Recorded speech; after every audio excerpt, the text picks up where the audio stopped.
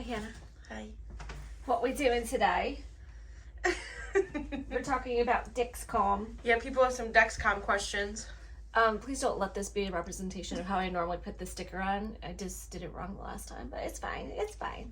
Yeah, it normally looks pretty sleek. Yeah, but it's all right. So welcome back to our based aside, just based on the thickness. Darn. Done.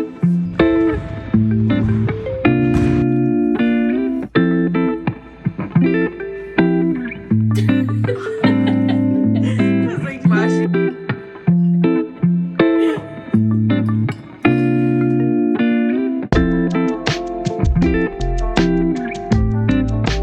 It's okay. So if you're new to my page or my channel or wherever, I have the sugars. I have diabetes. Yes. And this is called a continuous glucose monitor, and it hooks up to my phone, and every 5 minutes it refreshes and lets me know what my blood sugar is, my glucose reading. Yes. It's not blood sugar because there's no blood here. I don't have to do finger sticks anymore.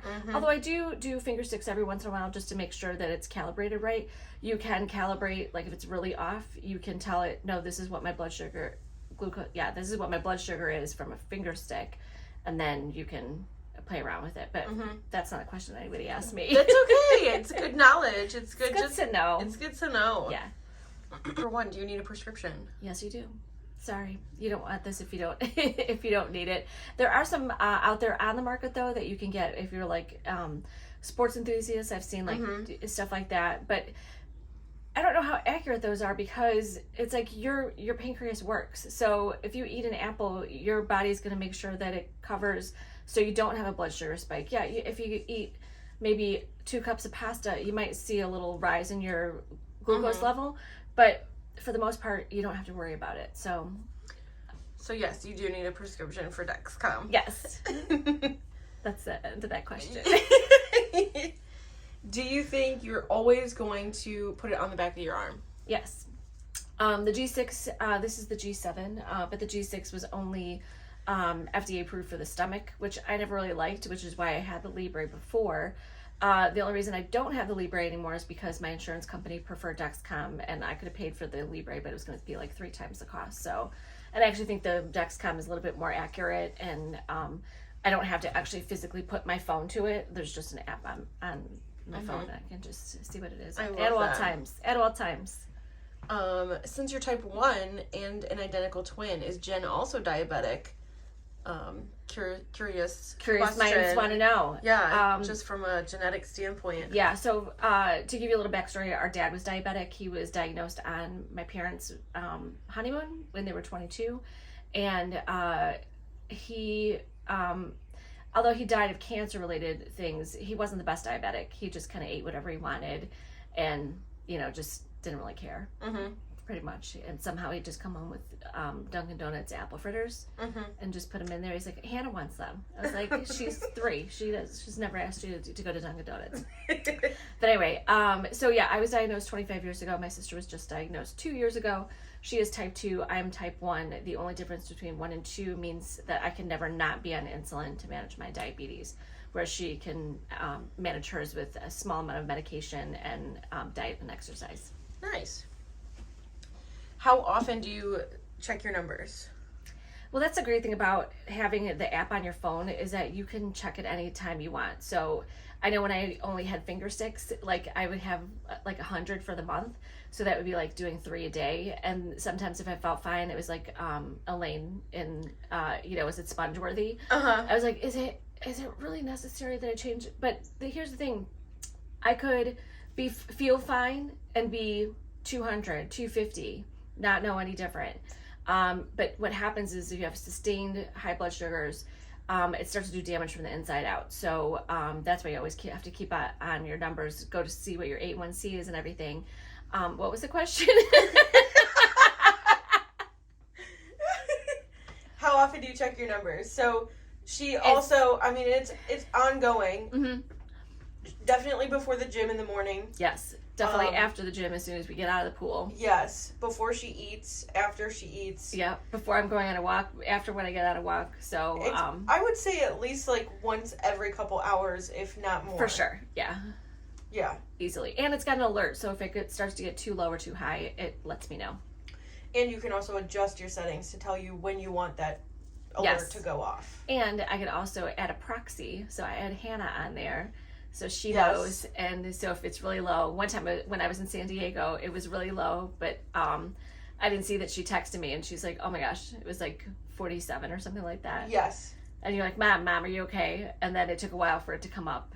And she was none the wiser because she wasn't looking at her phone. Yeah, I was like, that's fine. But I can't, it's also on the Apple Watch. I can just check her numbers whenever I want. It's high right now, isn't it? You're 191. Oh, but it's going down. Bad. It's going down. Okay, that's good.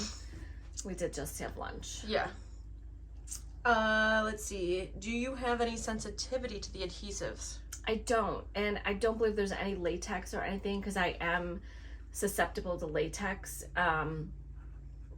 When you were born and I had a C-section, they put the tape on either side of the incision, and I broke out in blisters all over my stomach. I never knew that. Yeah, and she's like, I thought you said you weren't allergic to anything. I was like, I didn't think I was, but I was young and dumb. So well, you also didn't know, so that's it.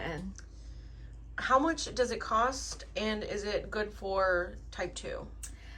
You can get it for type 2. Actually, they're in the process of making continuous glucose monitors available to anyone who has diabetes, no matter what it is. If you got it as a child, late onset, type 1, type 2, that it doesn't matter. And hopefully in the next 6 months, that will change and make it easier. It might, your doctor might have to like force it a little bit, you know, in order for you to get it. Some insurance companies might balk and say you're type 2, so you don't get it. It just really depends on your insurance company. And that's why I cannot tell you how much it costs, because it depends on everybody. It's, you know, what your coverage is. Yeah, what's your out of pocket, what's all that stuff. So, but it's reasonable with insurance, if you have insurance. Hopefully you have insurance. Fingers crossed. Fingers crossed. I can't cross my fingers with this one. Oh. That's weird. Yeah. I could do it like that, though. This is amazing content. Let's see. How long can you swim wearing it? Forever and ever. Yeah, we've not had any problem. We go swimming we're in water for about an hour. I would say between. We are like actively swimming for 45 minutes, and then we do a little warm up beforehand. Yep. And then we're in the hot tub. Yeah, so in the hot tub, I don't actually submerge it. So I kind of just leave my arms out like that. But, and we've been in the sauna. We'll be in the sauna for like 15, 20 minutes after we work out. And it's been fine. And it never comes off. Yeah, this person said that they thought for the Libre it was only 30 minutes. You could be in water. Oh, goodness gracious. No, with the Libre. But I did have to buy an external adhesive to make the Libre stay for swimming. With the Dexcom, their sticker actually comes with it. So, which is huge, because the adhesives could be like $20 for for like 20, like a dollar a piece. But you know, that adds up over time. That'd be like, you know, and the difference between the Dexcom and the Libre is that there's only 30-minute lag time from when you put it in, whereas with Libre it was 2 hours, and the G6 was also 2 hours, so 30 minutes. And even while you're messing around with it, putting it in, like the clock is already ticking. So once they tell the app like the new sensor's in, it's like you've got 24 minutes till it's live. So that's kind of cool. I love that. Yeah. We kind of already answered this, but can you wear it on your stomach? You can, but I believe that the G7 is only FDA approved for the arm for whatever reason. And I don't go too far back. I kind of like it. It doesn't fall off. I'm a side sleeper. And it doesn't seem to bother me, like rolling around or anything like that. Does it irritate you that there's a needle in there? It does not. You can't feel it. It's just like having a stickle. Yeah. Like a stickle. Like a plastic stickle on your arm. It's so tiny. Yeah. It's so tiny that you can't feel it really go in. And it's not like you feel something when you move your arm. No. I could go like that. I could. Oh my gosh, you already answered this one too. What age did you get diabetes? Yeah, I was like 30, 32, somewhere around there.